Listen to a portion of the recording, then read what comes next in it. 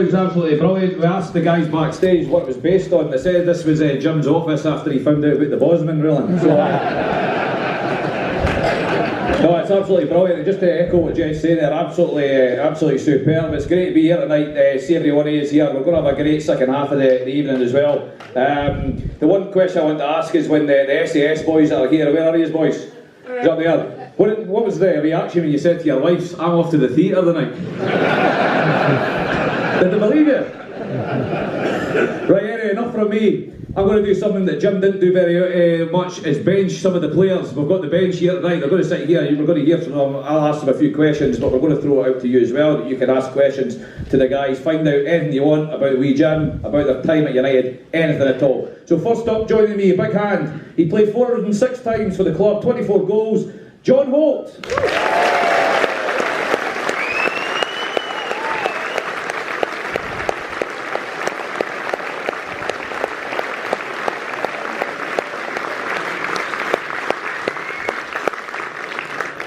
Up next we've got 707 appearances, 82 goals, Mr. Paul Hegarty.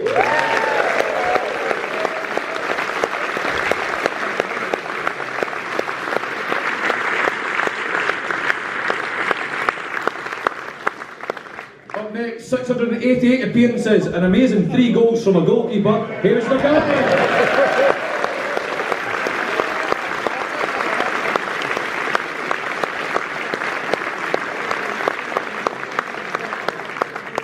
A massive 830 appearances, 26 goals, Maurice Malpas.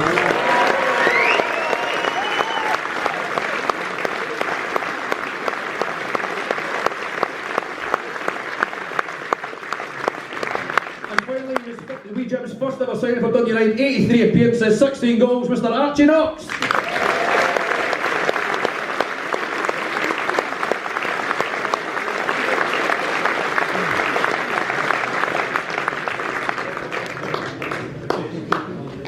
So guys, we'll kick off first of all, just immediate thoughts to the play. The guys there talk about the mannerisms, everything. You guys have said backstage that they got everything spot on, so just pass the mic down the line, your thoughts on the play right after. Absolutely fantastic, it really was. You know, I mean, I know Phil differ and stuff, but how they managed to come up with something like that, and it was truly wee Jim. That was the way, especially the start. Because I really had to face that quite a few times. And I wish you had never mentioned my appearances and goals in comparison to these. I mentioned wee Jim as I was wee Jim's first signing. What the hell did he know about football? Yeah, the start brought back memories.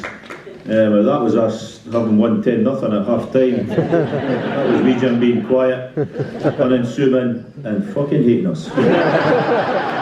Because that's what he was like. He just hated everybody in the dressing room. Didn't matter if you had played well, he detested you. And he wanted you to go and play better in the second half, and you went, I'm going to show that little basket. Sorry about the swearing, but I was brought up with it, so I'm beaten. He's scoring for me. Aye, with someone. The performance there was absolutely fantastic. Had him down to a T, his mannerisms, the way he walked about, the way he rolled his shirt sleeves up. And the only thing that missed earlier on was when he was younger, he had the hair that actually combed to the back of his head like Ramsey Nesbitt. He used to pull it up. That was the only thing that actually missed about him. But the performance on the night was brilliant. I must echo what the guys were saying. I thought the production and the acting was first class. See anything less than that, it had been a flaw and you would have been fraud and say, by the way, that's not the wee Jim that we knew, that was wee Jim tonight. It was absolutely magnificent, and Phil Differ and his entourage must be delighted. Not only the production, but obviously with the turn of the night, and a standing ovation from Dundee public is the first ever. Thank you.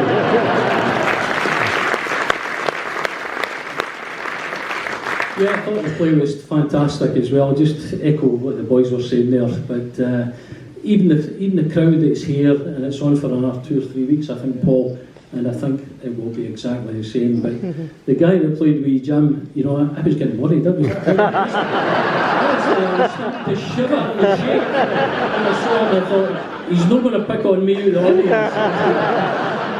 But he was fantastic, and it was a great moment, so it was.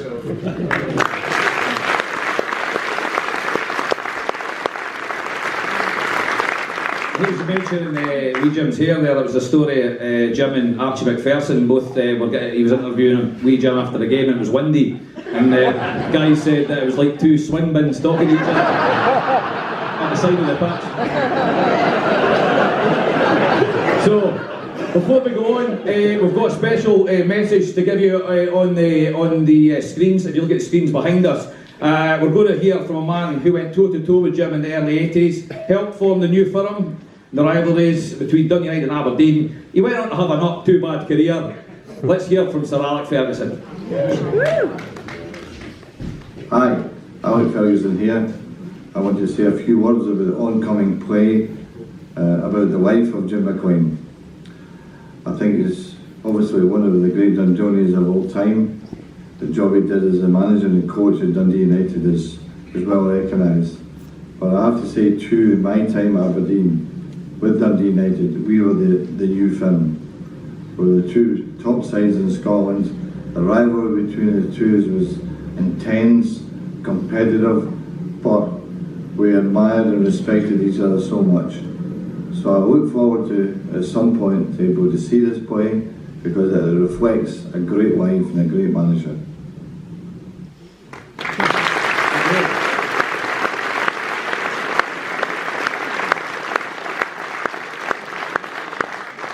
Also, we're remiss not to mention we've still got a couple of United legends also here in the crowd tonight. So give a big hand. 130 appearances, 12 goals. Jim Henry.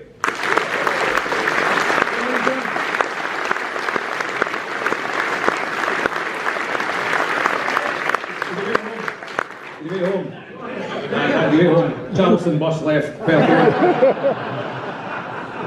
Also, we've got in here tonight 440 appearances, 37 goals, all the way from Fife. Andy Rowland. So,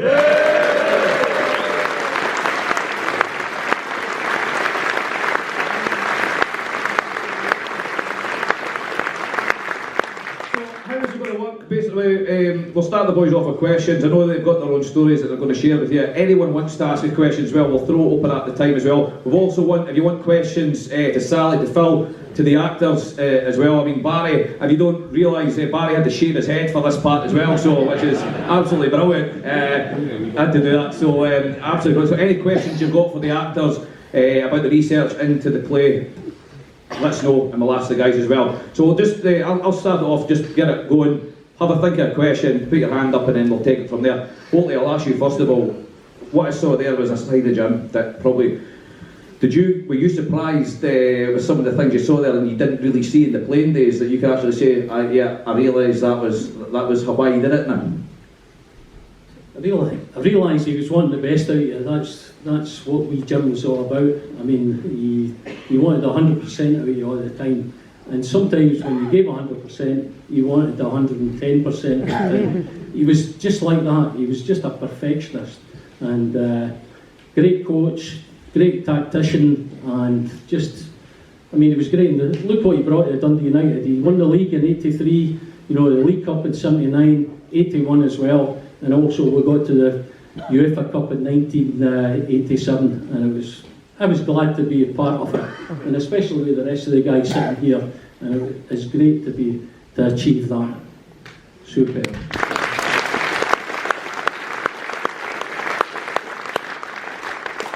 One of the things he did, he went out and said he wanted a right good centre forward. Did he get one? I got the wrong person there.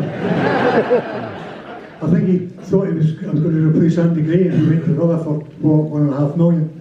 But that wasn't the case. I was a dud. I went back in the midfield. Wasn't clever. My peripheral vision was poor. The last roll of the dice was at the back, and lo and behold, I managed to do okay and eventually got there. But going back to that play tonight, he showed me, Jim, how obsessive he was in the game. He was obsessed with football and trying to get the best for himself, for the club and for the players. But I've got to say what John was saying. You know, you would not hear a bad word about Jim McLean regarding tactics, a football person, getting you fit, all these things. Wonderful. His man management was really, really very, very poor. I just think, you know, I must admit, I thought the more successful we got as a team, the worse he got. He tightened the reins even more because he didn't know really how to, you know, tell people or show people what he felt, because he didn't do that. And that really sort of hurt me, because there was performances. I remember when we beat Borussia 2-0 to get to the UEFA Cup final. I remember Bannon and Kirkwood hugging Jim. Jim didn't know what to do. He should have been doing that to us. He should have been, you know, having champagne and things like that. But Jim couldn't handle that. And his face went beetroot. He went embarrassed. That's what he was. And just what the show tonight, he was shy. He was a shy person, but he was a hard man. And the players here, the rest of the players, see, if you couldn't handle it, you're out the door. That's how hard he was.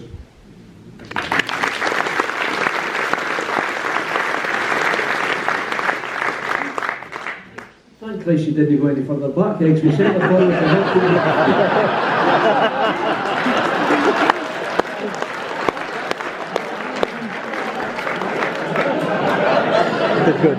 Let's be honest. You never lost a frickin' goal, okay? I went off injured in Aberdeen and he went on and wasn't too bad, and he went off injured against Morton because he only had a wee bath, and I wanted to get in and get a hot bath. And he come on and he went in the goal there. There was another instance, but I'm not going to tell you. You nearly went in goal, but you shit yourself. It was against Celtic. I can't remember what you asked again there.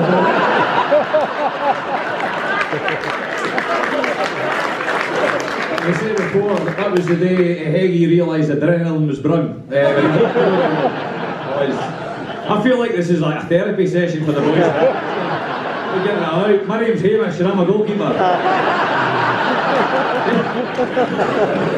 So let it out, boys, let it out. We're all here to help you. Right? Hamish, one thing I want to ask you. Let's talk about Japan.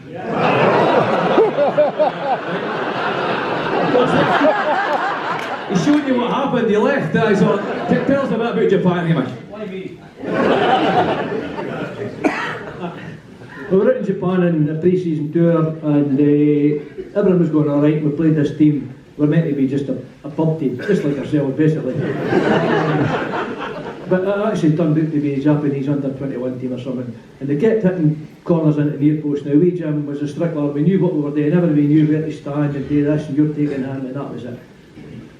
George Slinger on the front post, Frank, God rest his soul, the back post, Holt, 6-yard line, Davey, Hegarty, we did that. They kept putting in, so we come in at half time, and I was wanting Holt to come back because the boy kept hitting into the front post and it was dangerous. Me, Jim says, what are you doing? I said, well, I'm right, that's fine. So the next day, training, I'll tell you where everybody stands. I says, look, and I was quite sensible look at it. Look, boss, we did a few sakis the night before.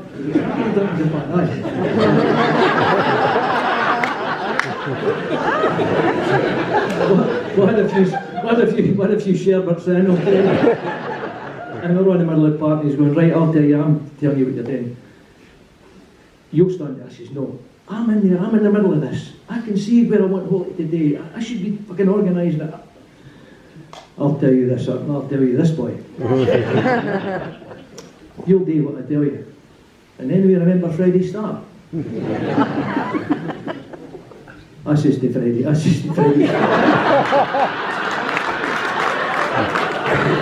I had a few sherbets, I says to him, all you need, I'm not going to say this, is this PC now? I'm going for it anyway, right? I'm not going to offend anybody anyway. I says to him, all you need is a fucking Hitler hat and a pair of wellies. Things quieting down after that, and we're on the hotel, playing with water pistols and the wee fighting that. And next thing, Andy Dixon, God rest his soul, who's a fantastic physio, come up and says, we Jim says you have to go home.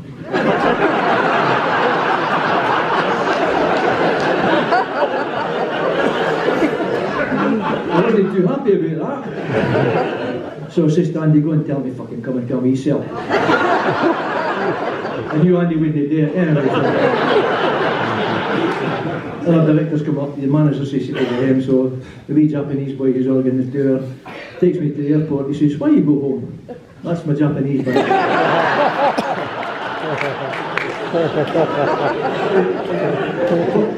why you go home? And I says, I had a fallout with the manager. He says, I don't like the little bastard. In the finest Japanese. He says, you're a very fine man. I says, well, thanks very much. So I'm getting out of the airport, he says, hold on a minute. So he goes into the boot of his car and hands me, we all got kitted out with the Asics gear, all the best of gear, it was just out at the time, handed me a hold all with a pair of Asics boots, trainers, tracky bottoms and everything. You go home, he says, I still think you're a very fine man, and he's still a bastard.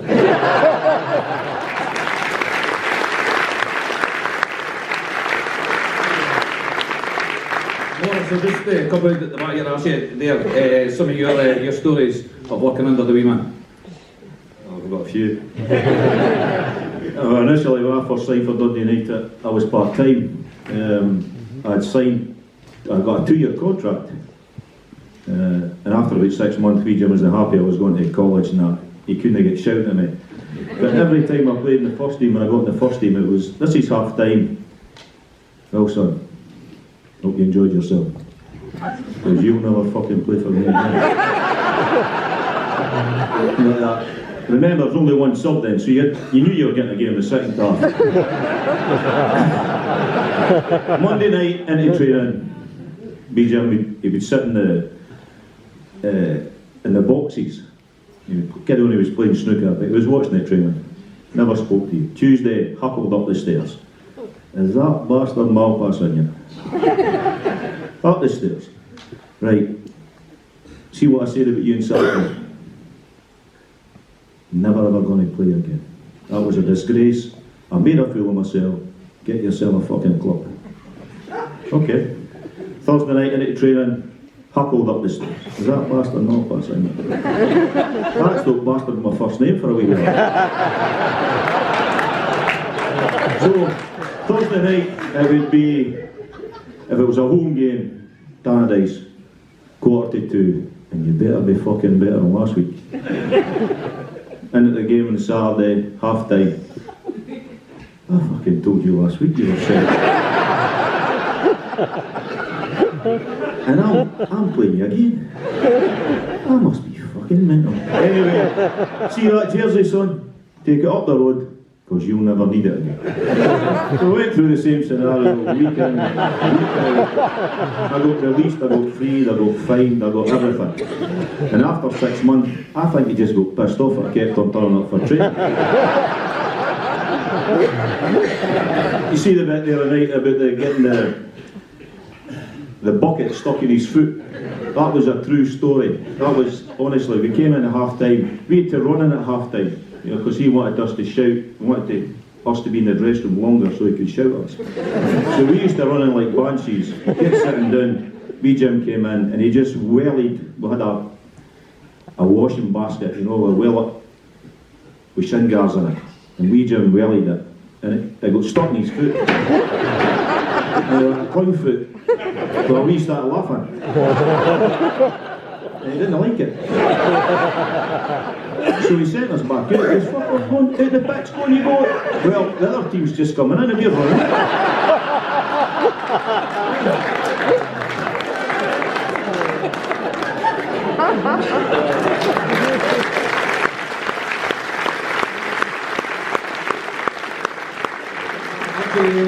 Jim, the manager, you've been lucky up in your career. You worked with Fergie, Walter as well.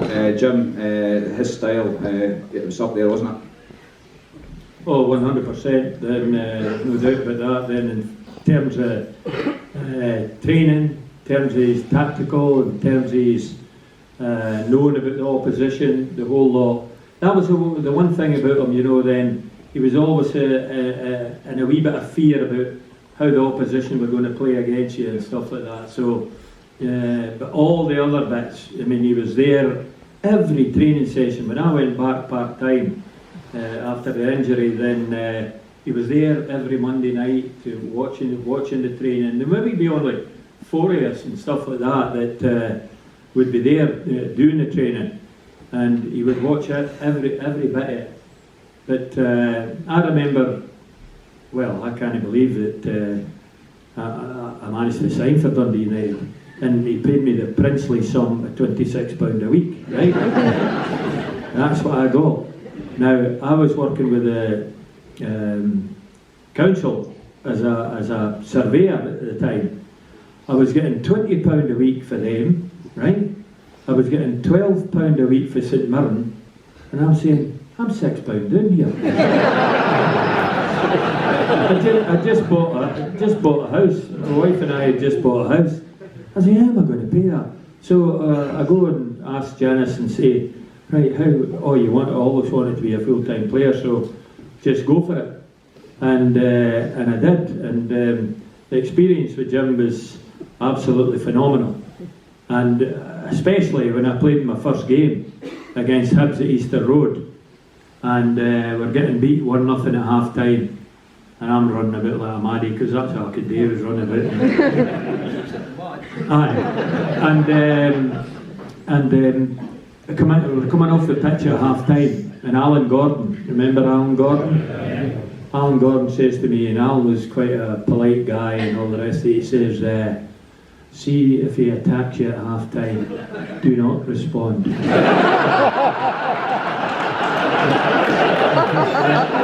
I said, thanks, Alan. So, going at half time, and I say, oh, well, I thought I did no bad there. You know, so he's going round everybody, telling them how they'd played and all the rest of it, and chastising a lot of them.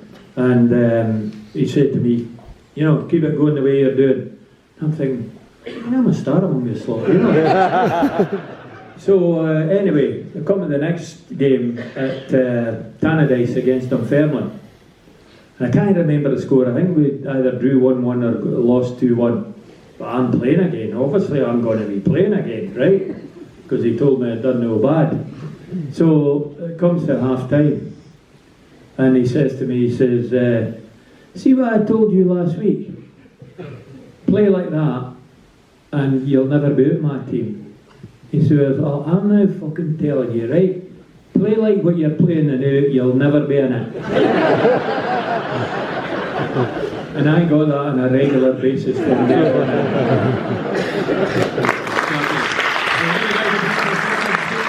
Jim McLean, so give the guys, getting into that car, I think the guys all said, I said it, everyone here, you played the part absolutely superbly, you had the mannerisms, everything right, hands in the pocket. How much work went into that, the research, did you watch hours and hours of YouTube and things? Tell us a wee bit about how you got into that character. That's exactly what I did, I watched hours and hours of YouTube. But no, it's brilliant, there is all that out there as well. We kind of sat around a table a lot, we talked about him and just watched a lot of footage, either on our own or little bits together.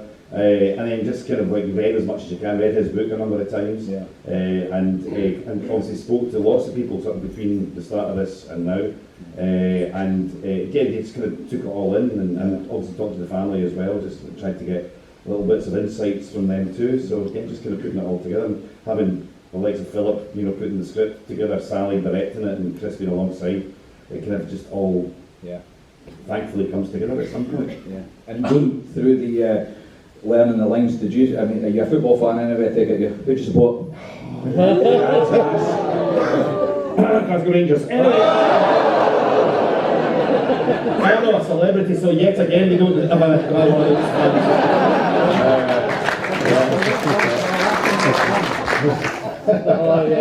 won't ask which Rangers, that's what you said. So, did you learn a lot in learning the lines? Did you see a different side to Jim that you didn't know existed? Yeah, and again, a lot of that came from a lot of the research that was done out with what I was doing, you know, what Philip had done, etc., and all these other kind of stories that came into place. And you do start hearing, you know, people talking about the other side that a lot of people didn't see, and about the charitable things that he did that he didn't want anyone to know about. You know, that was all kind of going on. I met last night. This was after the event. I met Doris and Jim's neighbour last night, who was saying that, you know, there was a side, you know, every time her daughter came home from school, he'd be out there and the smile was extraordinary, you know, and there was you know, there was always a wee sweetie for her, and there was always this, and it's just amazing hearing that, you know, because obviously the place called Smile, and there's a sort of wryness to that, but in a way, and we were at Tannadice a few weeks ago looking at all the stuff that was there as part of the exhibition. We were all quite struck by just how many photographs there were of Jim smiling. You know, I mean, you know, it's that you know, maybe they were just all taken at one time and and then bleached them out to make them look closer or something. I don't know. Well, you did an absolutely brilliant job. All the best for the run as well.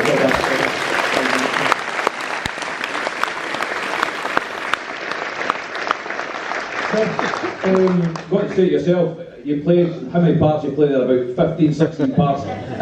Equally as important, telling the story of the wee man, and we thought you played, your role was absolutely superb. How did you get into this role, and how are you enjoying playing it? Well, it's a real pleasure to do the play, because obviously I'm a massive football fan. I'm an Aberdeen fan, so thanks to Hegarty stand free. No, I mean, it's been a real pleasure. I've been part of telling a story about a guy, as I said, as we got interviewed by the sort of marketing department here. It was like, I was born in 79, so my image of Jim McLean was always the guy that was like the grunty wee shite. And, but I always knew he was a great manager just because of the success Dundee United were having. But then having started sort of developing this play with the team here, you get this whole other side in the family giving this information, which is really personable. It's been a real eye-opener, you know. And at the end of the day, you're just telling a story about a guy who happens to be involved in football, and there's a real beautiful part of just telling someone's story. So it's been a great thing. Also, you know, obviously playing all these different roles can be tricky. We didn't want to make it an impersonation show. Yeah. So it was just like little aspects of what I knew these people, and then just trying to kind of heighten it a little bit, I suppose. Yeah. Especially when I didn't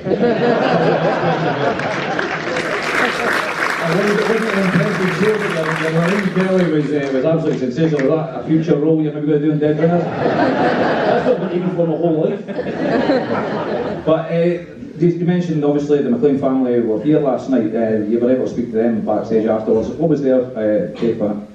Yeah, they really loved it. They felt really great watching it, I think, and it was great watching, well, talking to them afterwards. Sort of for all was a big sigh of relief almost as well, because as much as they're involved, you're sort of putting a show on. They've not seen it, they've read a script, and then you're presenting that work, and I thought they all seemed to be blown away in a very genuine, honest way. And actually, as a family, they were just magnificent to talk to. I had a great time just having a wee blather with them all, so it was great. Well, again, I echo the thoughts as well. Have a great run, absolutely superb.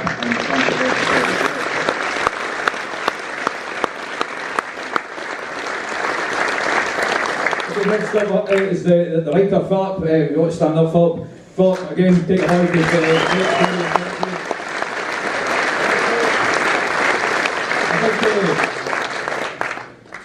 In Jim's life, to pack it into 60 minutes, I thought the writing was absolutely superb. The way you were able to tell the story, the guys talking to the guys backstage as well. That, you know, you got everything bang on. Tell us where the story kind of was born from. Where did you think, I'm going to do a play about Jim McLean? I met Jim twice. The first occasion it was a Q&A session hosted by Dougie Donnelly. And we can see that now, can we? No, we can't. That's one for the old folks there. I don't know if you remember Bill McMurdo, Agent Orange, remember that?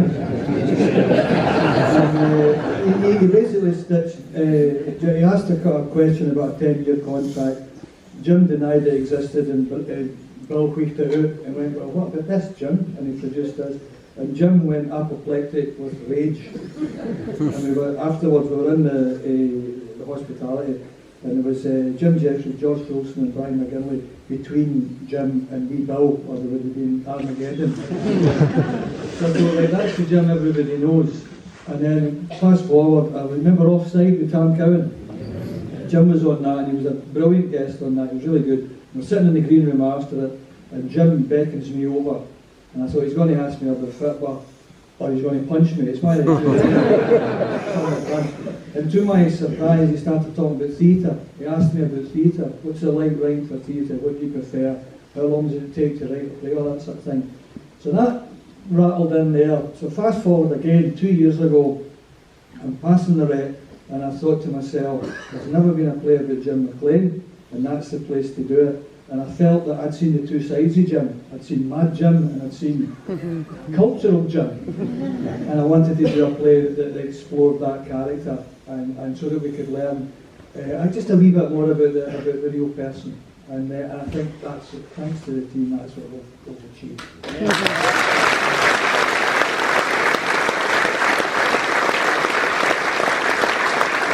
On behalf of everyone Dundee United family here, thank you very much for being able to tell the story of Jim McLean as well. Thank you very much, Phil.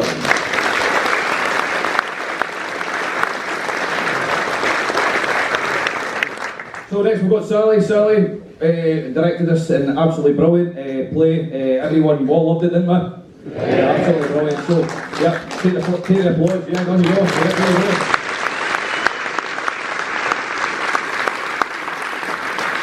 So when you were asked to get involved in this, is it a no-brainer? It kind of was, yeah. So I was, it's similarly to what Philip just said about theatre and Jim being interested in theatre.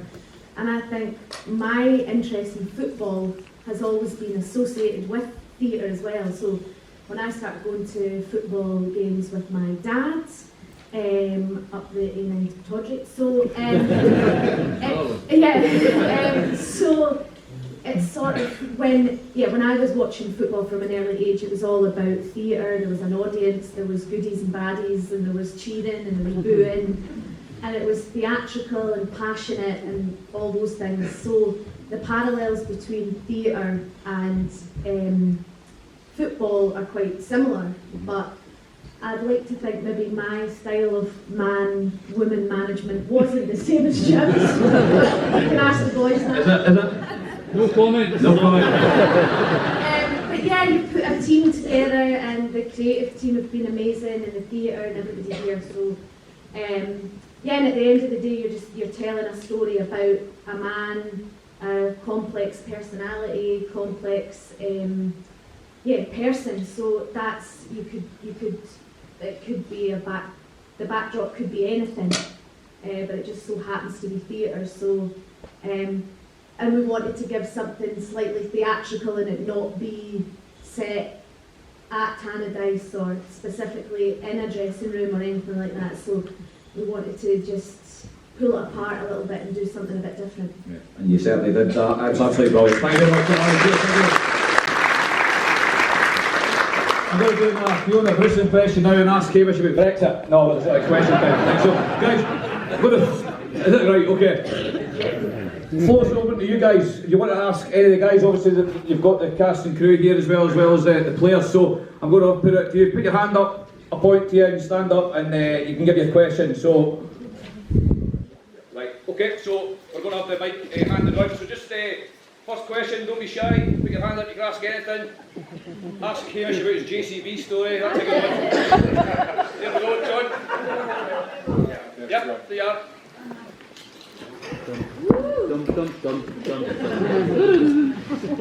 This is better be good. There was a story going about, and one of the players involved is here tonight, about getting fined for helping somebody move house. Jim McLean fined, there could be two players involved and one sitting in the audience there. What have you got to say about that?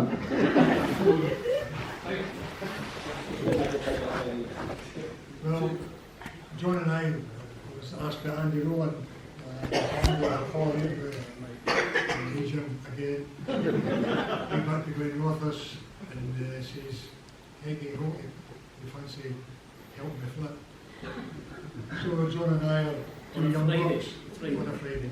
Two young blokes decided, we'll give them a hand. So we did. Within 24 hours, we Jim called John and I and said, "You two bastards are doing the fight."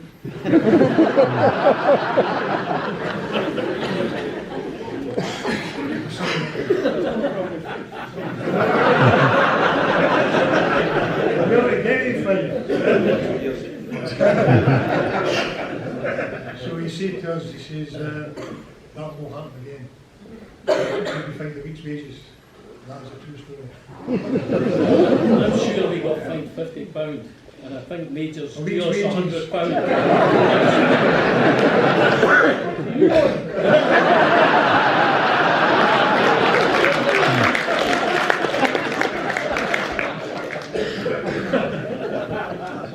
That's a true story. That is true. Yeah, it's And true. you'll verify that.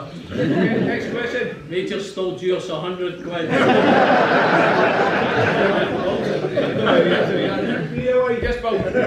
Just down here. You are just in the middle front.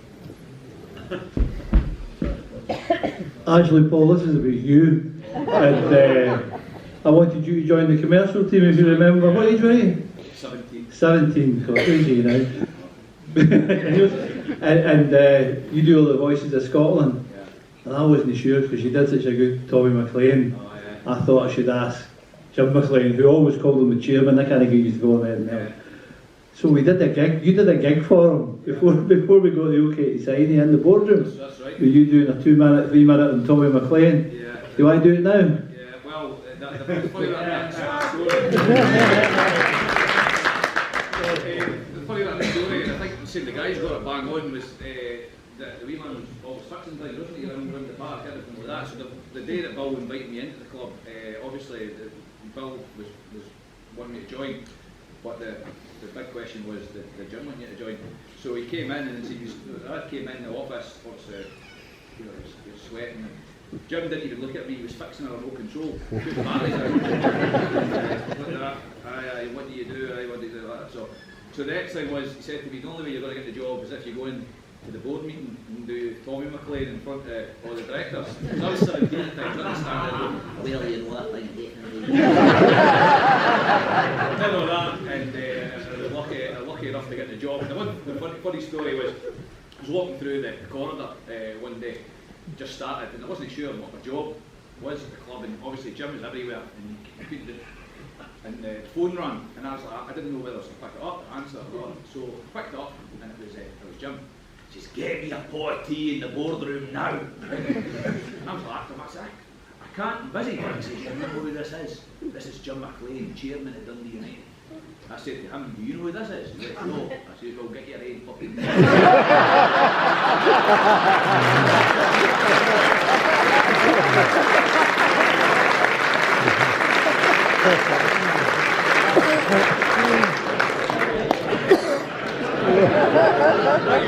Next question. Anybody? Don't be shy. Questions? Right, yeah. Yes, Sally. I just wondered, so you were saying obviously you knew Jim with regards to football, but after seeing tonight, did you maybe get to know a different side of him? And I just wondered how you felt about that. I couldn't believe it when he sat down there and he had a pack of cards in his hand and he's playing cards and then he's got Ludo and Scrabble and Play-Doh and all that.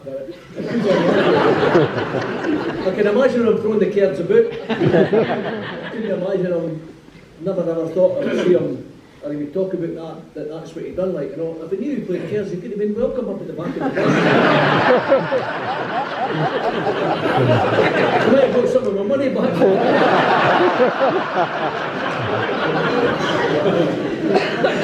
One of the questions I was going to ask Maurice, probably with yourself here. 94, obviously, the cup that eluded them was the Scottish Cup. We won in 94. So, on the face of it, as chairman, everything's great. Was that from the Randledome that was the one trophy we never got in this election as the manager? Yeah, I think that was a trophy that, well, being that many cup finals, we stayed in every hotel and me, Jim, was superstitious. You know, if you won at Ibrox and you had a green tie on the road at the next time, he was so superstitious. But we tried every hotel in Glasgow and he was just desperate to win.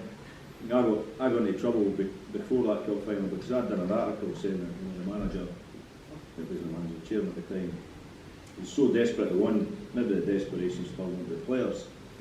So the week before the cup final, we had the Sunday morning, it's in the papers, Sunday morning, house phone goes, there were no mobiles at that time. You seen the fucking Sunday Post?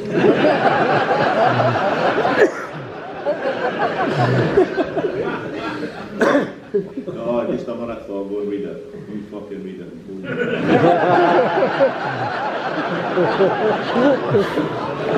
Down the stairs, I read the paper, and it was Ronnie Scott, fantastic journalist, looked after me when I was a kid. You can't say that, you can't say this. It came across a bit harsh that Jim was too desperate. So I had to phone him back. Well, what do you fucking think? I said, well, it's a bit harsh, but I'm too fucking desperate. You think you're playing next fucking week?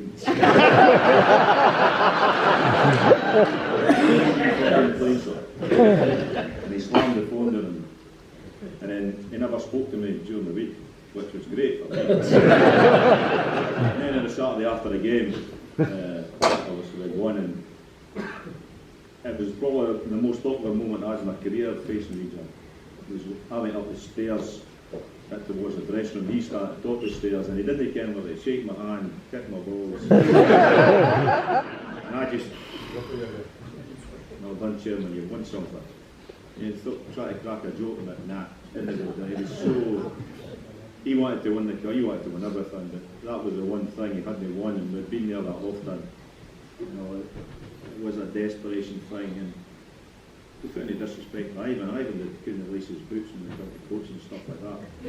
So it shows you, sometimes it's all that you're Donald Duck. Archie was in the other team. We were expecting to get thumped at it. We won. Ali Maxwell, did he?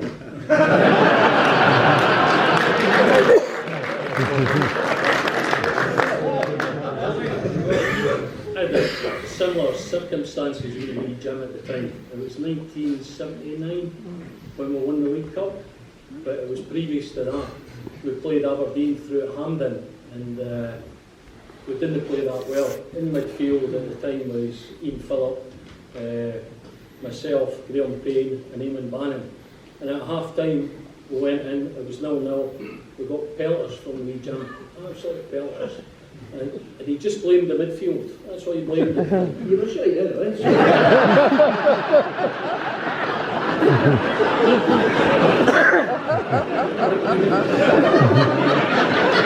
We were poor at the time.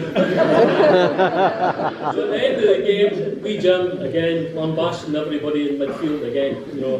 And so anyway, we found out that the replay was on the Wednesday against Aberdeen at Dens, which one good thing about it was we were at home, and again we were at Dens Stadium, and it was 25,000 of support there. And so anyway, on the Monday, we Jim did pieces, corners, set pieces, this, that and the next thing. So he says, right, away you go and rest up. So me jumped in the car after training, away down to Moneyfeith, took the dog out, put my feet up, had a wee sleep on the settee, and then I thought, oh, I forgot about Linda, my wife. She works in Halifax, I need to go in and get her. So this was on the Monday, so I went into Reform Street at Abbey National, picked Linda up, and we're travelling along the Arbroath Road, and just at the Scott Fife roundabout, we go round there, and there's this Audi come towards us, and he's flashing the lights. And Linda says, did you not see who that was? I says, no, I didn't. That was wee Jim. I says, you're joking, was it? So anyway, we travelled down to Moneyfeith where we stayed at the time. And Linda got out of the car, in the drive, got out of the car, opened the door up, and the telephone rang. So Linda answered the phone, and she said, hello, yeah, he's here. She covered that up and she said, I think it's wee Jim. So I went and answered the phone. I said, hello, did you not see me the night? I said, no. Are you in the huff with me? Are you not speaking to me? No. Do you know you're playing on Wednesday? No. Questions. And he says, well, you fucking are.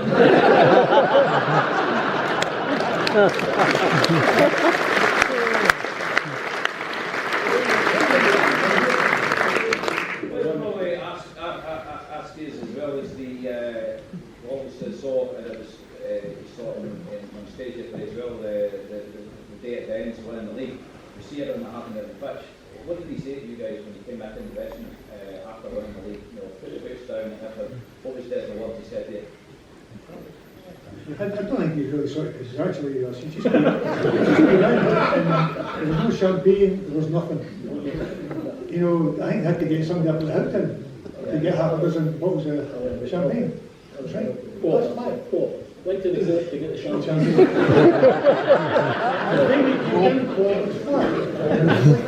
You get to his help and you expect it to be flat. It just so happens we've got a testimonial game the next day. On the Sunday up in Forfar for a guy that's played with Forfar for maybe 8 years or 10 years, whatever it is. So if you can imagine everybody winning the league at that time and going on the drink for, you know, a wee spell as well, and you're playing a game up in Forfar. So we played the game up in Forfar and guess who got beat? We got beat. 2-1 I think it was. You know, because the boys were out on the drink the night before and we were tired and weren't enthusiastic about the game and whatever. So then after that, we had to go into the city centre and show the trophy. And it was pouring rain. If you remember. And with a manager, if Man United, Archie, won the game on the Saturday, won the league, would they play a testimonial on the Sunday? No, they'd be steaming for a week. The funny thing at half time at Forfar, Regent says, who wants to fucking come off tonight?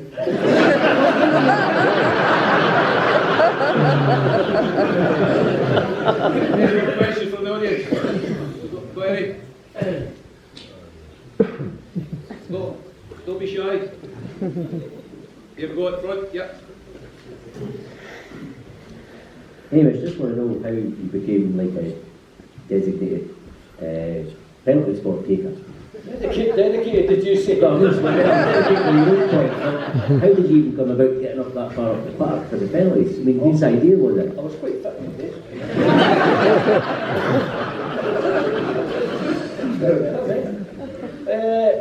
We had a terrible spell. I think we lost it, missed about 3 in a row, and we were down at the hostel. As you know, Jim liked all the boys from Glasgow and Edinburgh to stay in Dundee, which at the time, I mean, it was a great thing. It kept everybody together.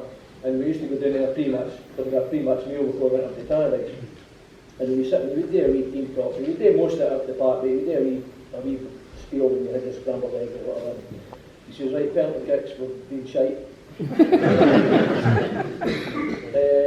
we've got a penalty, who's want to take it? Goes right round the room and I said, well, obviously they didn't want to take us out. I'm quite happy to have a go at it. So we got 1, 2, 3 weeks later, score. We've got another one. Jim McAlpine was a great goalie at the time. I just got against that was the year when they got relegated. I scored against them and scored against them again. And then unfortunately I missed 2 against Ayr United in the same game. I think they missed it. Actually I hit the bar and hit the post. We scored off the rebound of one of them. I missed it Easter Road, the Roy Dames, English bastard. Is that was BC Wallace?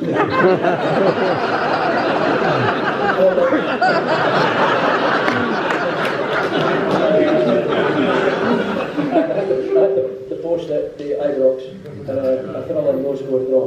And the last game of the season, it actually kept us up. That was, needless to say, my backside was going to be. So that was it. I could have been top scorer that year if it's kept. But that was it. Somebody else took over the man. Well, I had contingency plans if I missed. So I used quite a lot. Very much, okay, we're going to just move on now. We've got a bit of memorabilia here. Oh. Yes? Yep, one more question. Just one about that last penalty at Ibrox. I remember, I know this is Jim's tactics or not, but when it hit the post and you could see the panic on everybody's faces, oh shit, because you were having to run back. And every United player that I saw grabbed a Rangers player. The plan was like it was Dan McCallum, right? Dan McCallum, and the goalie saved that Dan McCallum was ready to get in there and grab a hold of the goalie. As you would do, like a decent casket. I didn't take too long anyway. I mean, that was quite quick. I had to be back in the tip.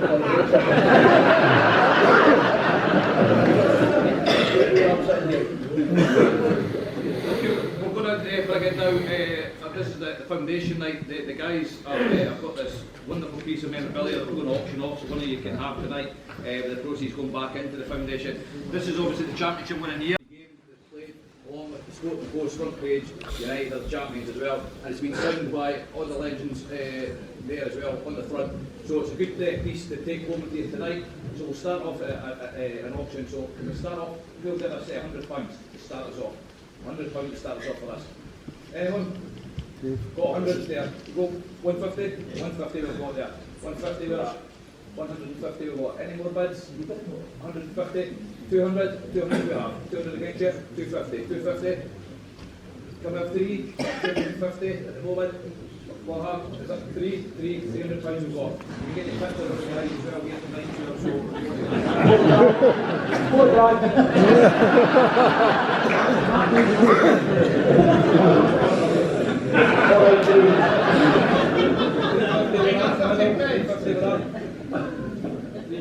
Any more bids?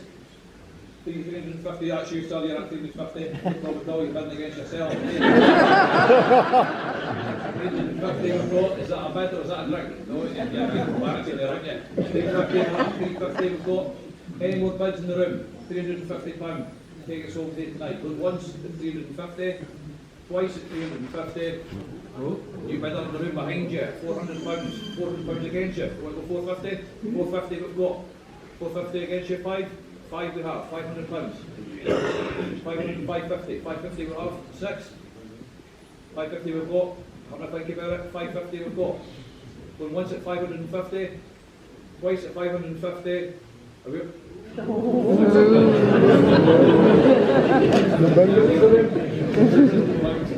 Do his best, Paul Reid. £600 we've got. £600 we have. £600. 650 we've got. 700. 650 we've got. 700 against it. 650 going once. 650 twice. I'm at work in the morning. Hurry up. Okay, keep going. 700. 750 we've got. We've got 8. £800. £800 we've got. No. 750 going once. 750 going twice. It's gone this time. You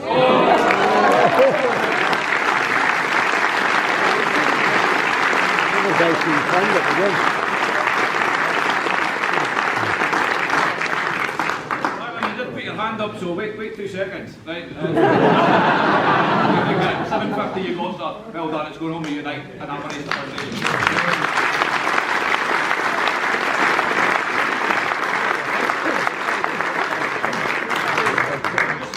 It's been an incredible night on behalf of the football club to the guys as well. Honestly, unbelievable, and we wish you success with the run, and we hope to see you at Tannadice for a game as well.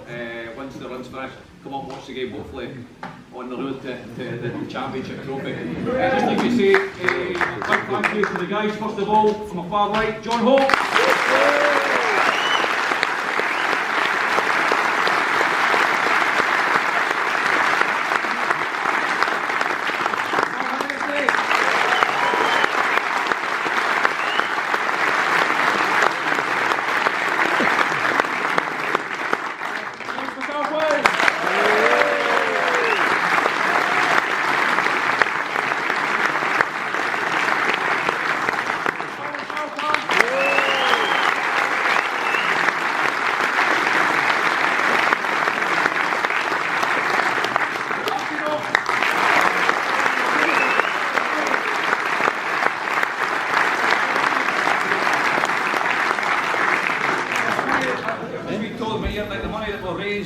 Tonight's actually going to the major to pay the boys back. So I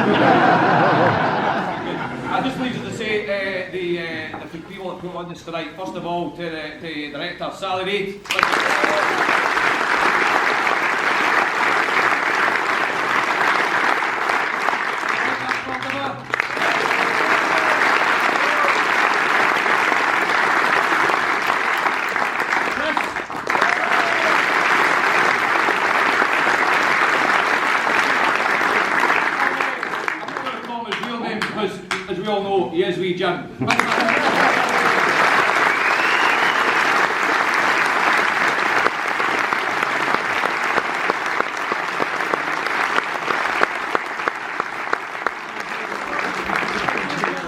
Hopefully we'll see you Friday night in Paradise for the game.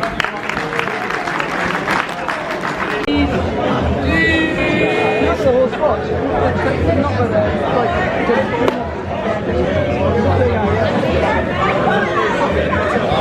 you very much.